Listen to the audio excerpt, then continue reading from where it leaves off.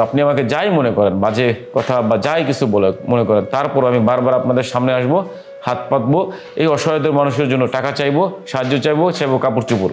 এবং আমার একটাই কথা, দিতেই হবে।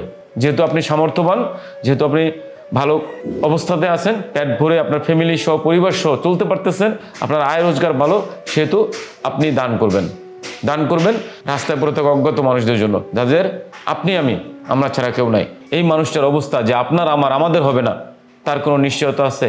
আমরা যে মানুষগুলোর জন্য সহযোগিতা এগিয়ে আসছি, আমরা আসলে তাদের সহযোগিতা করতেছি না, আমরা আমাদের আখিরাত গুছাচ্ছি, আমরা আমাদের নিজেদের ভাগ্যে যেন এরকম খারাপ দিনগুলো দেখতে না হয় সেই চিন্তা করতেছি। আমার যে বৃদ্ধ বাবা মারা থাকে, তাদেরও অনেক স্বপ্ন ছিল, তাদেরও ছেলে মেয়ে ছিল, তাদেরও ভালো পরিবার ছিল, তারাও প্রতিদিন ভালো খাইতো এবং নিজে আয় রোজগার করতো। জীবনের শেষ সময় এসে তারা যে রাস্তায় আসবে, তারা কখনো চিন্তাও করতে পারে নাই। তাদের যে অন্যের অনুদানে খেতে হবে, তারা কখনোই চিন্তা করে নাই।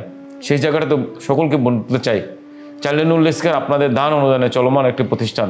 আপনারা 10 টাকা, 2 টাকা, 5 টাকা দানে একটা গর্ভবতী বোনের চিকিৎসার ওষুধ সম্ভব।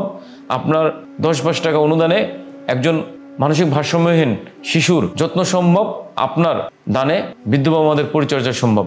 আমাদের মান্থলি প্রায় 26 লক্ষ টাকা খরচ। শুভাকাঙ্ক্ষীদের কাছে বিনীত অনুরোধ, হাত খরচ অনুরোধ, আসুন মাত্র 10, 20 টাকা, 100 টাকায় সহযোগিতা করে রাস্তায় পড়ে থাকা অজ্ঞাত অসহায় মানুষের সাহায্যে এগিয়ে আসুন।